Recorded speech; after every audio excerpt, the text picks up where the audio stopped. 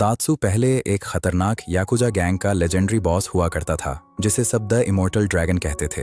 लेकिन एक दिन उसने अपनी गैंगस्टर वाली जिंदगी छोड़ दी और एक हाउस हस्बैंड बन गया। पहली नज़र में तात्सू अपनी पीठ पर बने ड्रैगन के टैटू और डरावनी शक्ल के साथ एक खतरनाक गैंगस्टर जैसा लगता है, जैसे किसी की जान लेने निकला हो।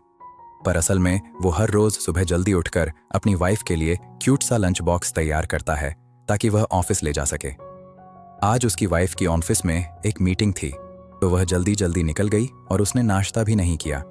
तात्सू अभी अपने रोज के काम शुरू करने ही वाला था कि तभी उसे पता चलता है कि उसकी वाइफ अपना लंच बॉक्स घर पर ही भूल गई है। तो वह तुरंत लंच बॉक्स पैक करता है, छोटे सूटकेस में रखता है और साइकिल लेकर तेजी से निकल पड़ता है। लेकिन साइकिल इतनी तेज चलाने पर उसे पुलिस वाले रोक लेते हैं। पुलिस उससे सवाल पूछती है और जैसे ही तात्सू अपने उसी डरावने अंदाज में जवाब देता है, पुलिस को लगता है कि वह किसी याकुजा गैंग से है। अफवाहें तो यह भी हैं कि उसने कभी अकेले ही एक पूरी दुश्मन गैंग को एक रात में साफ कर दिया था, इसीलिए उसे द इमॉर्टल ड्रैगन कहा जाता था। पुलिस वाले डर जाते हैं, उन्हें लगता है तात्सू अपनी जेब से शायद कोई हथियार निकालने वाला है। लेकिन अब वह सब पीछे छूट चुका है। तात्सू को तो बस अपनी वाइफ तक खाना पहुंचाना है। पुलिस की हैरानी तब बढ़ जाती है जब तात्सू अपनी जेब से एक कूपन निकालता है और उसे रिश्वत की तरह आगे कर देता है। इधर एक सेल्समैन किसी को अपनी नकली चाकू बेचने के लिए बेताब घूम रहा होता है। जब वह तात्सू के घर पहुंचता है तो जबरदस्ती दरवाजा खोलकर अंदर घुस आता है।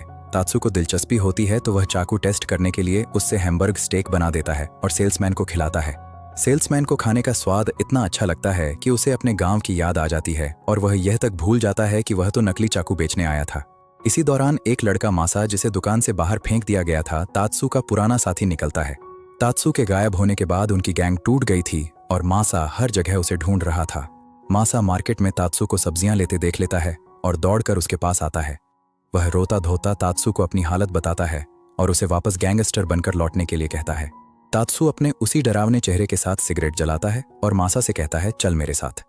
मासा सोचता है कि तात्सू शायद उसे फिर से गैंग में ले जाएगा, लेकिन तात्सू उसे कुकिंग क्लास में ले आता है। क्लास में तात्सू रेसिपी तैयार करता है और औरतें उसकी कुकिंग देखकर ताली बजाती हैं। मासा गुस्से में कहता है कि तात्सू गैंगस्टर लाइफ छोड़कर यह सब क्या कर रहा है। तात्सू आराम से कहता है, मैं अब वह जिंदगी नहीं जी सकता। अब मेरे लिए सबसे जरूरी मेरा परिवार है और उसे हिंसा से नहीं बचा सकता। मासा हंसता है और तात्सू की बनाई प्लेट को गिरा देता है। तात्सू एक सेकंड में उसे जोर से थप्पड़ मारता है और कहता है, गंदगी फैलाई है, अब साफ भी तू ही करेगा। एक दिन तात्सू अपनी साइकिल चला रहा होता है, तभी एक बिल्ली बचाने के चक्कर में वह एक कार से टकरा जाता है। कार एक गैंगस्टर की होती है जो सुनामी गैंग से होता है, वही लोग जो तात्सू के दुश्मन थे। हामी गैंगस्टर को लगता है कि तात्सू ने उसे मारने की कोशिश की है और वह अपने ड्राइवर के साथ तात्सू के पीछे पड़ जाता है। भागते भागते तात्सू एक कपड़ों की दुकान में घुस जाता है और हामी को लगता है कि अब उसने उसे घेर लिया है, लेकिन दुकान में सेल लगी होती है और लोग सस्ते कपड़ों के लिए धक्का मुक्की कर रहे होते हैं। तात्सू आदेश देता है, हामी तू भी भिड़ जा भीड़ में, वरना कुछ नहीं मिलेगा। आखिर में वह लोग बस एक टी शर्ट, एक जोड़ी मोजे और एक ग्लव्स ही पकड़ पाते हैं। तात्सू उन्हें डांटता है कि उनकी वजह से उसकी सेल निकल गई और याद दिलाता है कि वह अब एक हाउस हस्बैंड है। हामी को इस बात पर बिल्कुल यकीन नहीं होता कि तात्सू सच में ऐसी जिंदगी जी रहा है, इसलिए वह गुस्से में गन निकालकर तात्सू पर तान देता है और बोलता है कि नाटक बंद कर। लेकिन तात्स कुछ ही तेज मूव्स में हामी को जमीन पर पटक देता है और उसके ऊपर ग्लव्स पहना देता है। तात्सू उसे कहता है, ठंड पड़ रही है, रख ले यह ग्लव्स। ये छोटी सी बात हामी के अंदर पुरानी यादें जगा देती है, बचपन की, जब उसकी माँ पैसा जोड़ जोड़ कर उसे ग्लव्स दिलाती थी। भावुक होकर वो वहीं रोने लगता है और ग्लव्स को अपने पास रखने का फैसला करता है। इसके बाद तात्सू एक दुकान पर रुकता है अपनी वाइफ मकू के लिए उसका पसंदीदा एने सीरीज खरीदने, लेकिन उसकी डरावनी शक्ल, काला सूटकेस और उसके अजीब हाव भाव देखकर लगता है जैसे वह कोई अंडरग्राउंड डील करने आया हो। रात को जब मकू ऑफिस से घर लौटती है तो तात्सू उसे ऐसे चेक करता है जैसे वह कोई अपराधी हो। सिर से पैर तक स्कैन करता है, तब जाकर उसे अंदर आने देता है। अंदर आकर मक्कू देखती है कि पूरा घर सजावट से भरा पड़ा है। तात्सू ने उसका पूरा बर्थडे सेटअप किया होता है, लेकिन पूरा माहौल याकुजा स्टाइल में होता है। यहाँ तक कि जब तात्सू हैप्पी बर्थडे सॉन्ग गाता है तो भी उसका चेहरा इतना डरावना लगता है कि माहौल और भी भूतिया बन जाता है। फिर तात्सू उसे गिफ्ट देता है, वही एने सीरीज जो उसने दिन में खरीदी थी। मक्कू खुश तो होती है पर बताती है कि यह सीरीज तो उसके पास पहले से है। ये सुनकर तात्सू खुद से इतना निराश होता है कि कहता है कि उसे अपनी छोटी उंगली काट कर माफी मांगनी चाहिए। मक्कू घबरा जाती है और गुस्से में एक मुक्का मार देती है और तात्सू कांच की खिड़की तोड़ते हुए पंछी की तरह बाहर उड़ जाता है। अगले दिन मक्कू फोन करके बताती है कि लैंडलेडी घर देखने आने वाली है तो सब कुछ साफ होना चाहिए। तात्सू तुरंत ऑटोमेटिक वैक्यूम क्लीनर निकालता है और उसे काम पर लगा देता है। शुरू में वह मशीन की सफाई देखकर खुश होता है, लेकिन जैसे ही उसे पता चलता है कि मशीन कोनों तक साफ नहीं कर सकती, वो चिल्लाकर मशीन को डांटता है।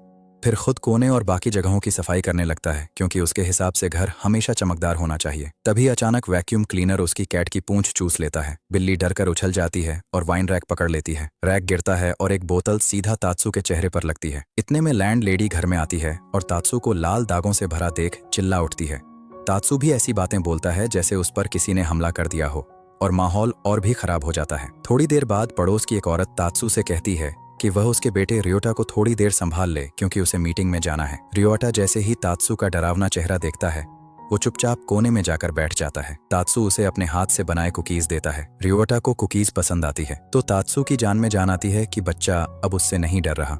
वो रियोटा को खेल खेलने के लिए बुलाता है। रियोटा सोचता है कि शायद वीडियो गेम होगा, पर खेल निकलता है डाइस गैम्बलिंग और महाजों वाला। रियोटा बोर होकर फिर कोने में जाकर बैठ जाता है। तभी रियोटा एक एने की डॉल फिगरिन देखता है और उससे खेलने लगता है, लेकिन खेलते खेलते वह फिसल जाता है और डॉल टूट जाती है। तात्सू पहले चेक करता है कि रियोटा को लगी तो नहीं, फिर सोच में पड़ जाता है कि अब इस डॉल का क्या करें, क्योंकि यह डॉल उसकी वाइफ मिकू की थी। आखिर में तात्सू डॉल को दफना देता है और जैसे ही मिट्टी पर कर उठता है, उसी वक्त मकू घर आ जाती है। वह तुरंत घुटने टेक कर माफी मांगने लगता है और सजा मांगने लगता है। मकू उसे डांटती नहीं, बल्कि ग्लू लाकर देती है और कहती है, इसे ठीक कर देते हैं। तात्सू बाजार से लौट रहा होता है, तभी उसे मासा दिखता है, जो दूसरी गैंग के कुछ लड़कों से घिरा हुआ होता है। मासा जैसे ही तात्सू को देखता है, राहत की सांस लेता है और दौड़कर उसके पास आता है और लड़ाई में उसकी मदद मांगता है। लेकिन तात्सू उसे एक जोर का थप्पड़ मारकर कहता है, जिस लड़ाई की शुरुआत तूने की है, उसे खत्म भी तू ही करेगा। इतने में दूसरी गैंग के लड़के तात्सू को पहचान लेते हैं। इमोर्टल ड्रैगन यह नाम सुनते ही सबके चेहरे से रंग उड़ जाता है और धीरे धीरे सब पीछे हटने लगते हैं। लेकिन उनका बॉस मासा की बातों से चिढ़कर मुड़ता है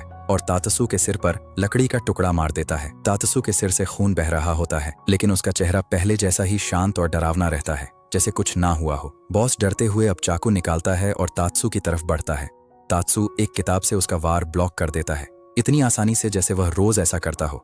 डरकर उस गैंग का बॉस भागने का फैसला कर लेता है। मासा पूरी लड़ाई में तात्सू को एकदम शांत और कंट्रोल में देखता रहता है। उसे एहसास होता है कि शायद इमोर्टल ड्रैगन बनना और हाउस हस्बैंड बनना दोनों में एक जैसी क्वालिटीज चाहिए। वो झुककर तात्सू से कहता है, मुझे अपना चेला बना लो, मैं तुमसे सीखना चाहता हूँ। उस शाम दोनों मिलकर एक सुंदर सी लकड़ी की कुर्सी तैयार करते हैं। तात्सू को लगता है कि उसका वजन बढ़ रहा है, तो वह घर पर ही हुला हुप से एक्सरसाइज करना शुरू कर देता है। लेकिन उसकी यह हरकत मकू को डिस्ट्रैक्ट करती है, तो वह उसे डांटती है और उसे एक फिटनेस जिम ले जाती है। जिम में पहुंचकर तात्सू को अपने कुछ पड़ोसी मिलते हैं, जो उसे वहां देखकर हैरान रह जाते हैं। सब लोग डांस एक्सरसाइज क्लास में जाते हैं और तात्सू भी शामिल हो जाता है। वो सारे स्टेप्स तो कर लेता है, लेकिन उसकी खतरनाक मुस्कान सबको परेशान कर देती है। उन्हें लगता है कि वो यह सब भी किसी डरावनी वजह से कर रहा है। सबके कहने पर तात्सू योगा क्लास में भी जाता है और यहाँ तो सब दंग रह जाते हैं।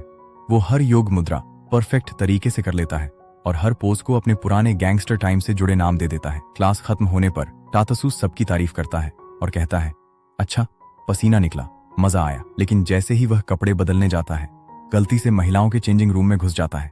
अपनी गलती समझते ही वह जमीन पर सिर पटक पटक कर खुद को सजा देता है और औरतों से कहता है, मुझे पहाड़ पर निर्वासित कर दो। उसकी बेवकूफी भरी बात सुनकर सब औरतें और भी कंफ्यूज हो जाती हैं। एक दिन तात्सू और उसकी वाइफ मकू शॉपिंग सेंटर जाते हैं। तात्सू एक कर्मचारी से सफेद पाउडर वाला सामान मांगता है तो वह डर जाता है। तभी मिकू साफ करती है, अरे वह फ्लावर बोल रहा है आटा। आगे खरीदारी करते हुए तात्सू मिकू की पसंद की चीजों को लेकर टोकता रहता है। दोनों की बहस देखकर लोग रुककर घूरने लगते हैं। लोगों को लगता है कि कोई याकुजा किसी मासूम पर चिल्ला रहा है, क्योंकि तात्सू की शक्ल वैसे ही डरावनी लगती है। मकू को एहसास होता है कि तात्सू की यह लुक ही लोगों को गलतफहमी में डाल देती है, तो वो उसे अलग अलग कपड़े पहनने को कहती है। लेकिन तात्सू चाहे जो पहन ले, उसका गैंगस्टर वाला लुक और भी ज्यादा डरावना हो जाता है। आखिर में तात्सू मिकू की बात मानकर अपनी स्टाइल बदलने की कोशिश करता है और मकू उसकी पिंक एप्रन वाली ड्रेस देखकर खुश हो जाती है। उस पर उसका पसंदीदा कैरेक्टर भी बना होता है। वो तात्सू से पोज देने को कहती है। लोगों की आंखें फटी की फटी रह जाती हैं, लेकिन मकू को तात्सू का यह नया रूप बेहद प्यारा लगता है। एक बार शॉपिंग करते हुए तात्सू मासा को सिखाता है कि बाजार में सामान कैसे प्लान करके खरीदा जाता है। लेकिन रास्ते में मासा एक स्टॉल से स्नैक खरीदने रुक जाता है और स्टॉल चलाने वाला आदमी कोई और नहीं बल्कि टोरा यानी स्टील फिस्ट टाइगर निकलता है, जो तात्सू का याकुजा टाइम का सबसे बड़ा दुश्मन था। टोरा आज भी तात्सू से नफरत करता है, क्योंकि तात्सू की वजह से उसकी पूरी गैंग तबाह हो गई थी। जब टोरा जेल में था, वहीं उनकी पुरानी दुश्मनी फिर जाग उठी। एक मोड़ पर तात्सू और टोरा एक शोडाउन करने पर तैयार हो जाते हैं। लेकिन यह लड़ाई मारपीट की नहीं होती, बल्कि एक कुकिंग कंपटीशन होता है, जिसमें दोनों अपनी कुकिंग स्किल्स आजमाते हैं। दोनों एक्स गैंगस्टर किचन में आमने सामने खड़े होकर शानदार शानदार डिश बनाते हैं। फिर अपनी अपनी डिश की एकदम परफेक्ट फोटो लेकर इंस्टाग्राम पर पोस्ट करते हैं। 2 घंटे बाद रिजल्ट आता है। तात्सू जीत जाता है क्योंकि उसकी फोटो पर 1 लाइक आ जाता है और टोरा की डिश पर 1 भी लाइक नहीं आता। कुछ दिन बाद तात्सू अपनी वाइफ मकू के साथ कार खरीदने जाता है। मकू उन्हें दिखाई जाने वाली हर कार पसंद करती है, लेकिन तात्सू हर कार में कमी निकाल देता है। किसी को कहता है ये शॉपिंग के लिए ठीक नहीं, किसी को कहता है ये बहुत ज्यादा पेट्रोल पीती है।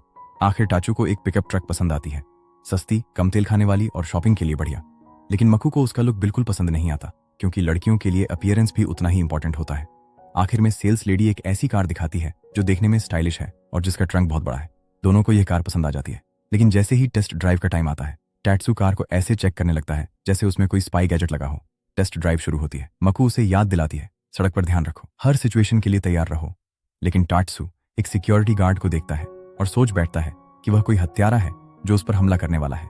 वह कार तेज चलाने लगता है। फिर उसे सड़क पार करता एक बुजुर्ग दिखता है और टाट्सू को लगता है कि वह भी कोई असासिन है जो कार पर मिसाइल चलाने वाला है। आखिरकार उसे एहसास होता है कि यह सारी बातें उसकी ओवर थिंकिंग है और वह कार खरीदने का आइडिया ही छोड़ देता है। एक दिन टाचू मासा के घर जाता है। घर में कपड़ों का ढेर लगा होता है, लगता है महीनों से धुले ही नहीं। मासा सारे कपड़ों को एक साथ वॉशिंग मशीन में डालने लगता है, लेकिन टत्सू उसे एक थप्पड़ मारता है और कहता है ऐसे धोते हैं कपड़े। टत्सू कपड़ों को अलग अलग करके मशीन में डालता है और जिन पर जिद्दी दाग लगे होते हैं उन्हें हाथ से रगड़ कर साफ करता है। मासा पीछे खड़ा होकर नोट्स लेता रहता है। कपड़े धुलने के बाद दोनों उन्हें सुखाने के लिए टांग देते हैं, लेकिन तेज हवा के झोंके से एक कपड़ा उड़ जाता है और मासा उसे पकड़ने के लिए भागता है। कुछ महीने पहले मकू ने टाचू से कहा था कि घर में पड़े वो गैजेट्स बेच दे जिनका वो इस्तेमाल नहीं करता। तो अब टाचू एक फ्री मार्केट में वही गैजेट्स बेचने बैठा है, लेकिन पूरे दिन में एक भी सामान नहीं बिकता। तभी वहां कुछ गुंडे आते हैं जो वहां बैठे सभी दुकानदारों से पैसा वसूलने लगते हैं, क्योंकि यह इलाका उनका चुनावी क्षेत्र है। लेकिन जैसे ही उनका लीडर टासू को देखता है, उसके पैर कांपने लगते हैं। टाट्सू उसे अलग ले जाकर बात करता है। वो उसे गैजेट्स ऑफर करता है, लेकिन वो गुंडा सोचता है कि टत्सू उन गैजेट्स से उसे टॉर्चर करने वाला है। डर के मारे उसकी टांगे जवाब दे देती हैं और वह बेहोश हो जाता है और टाचू उसके पास गैजेट्स रखकर वहां से चला जाता है।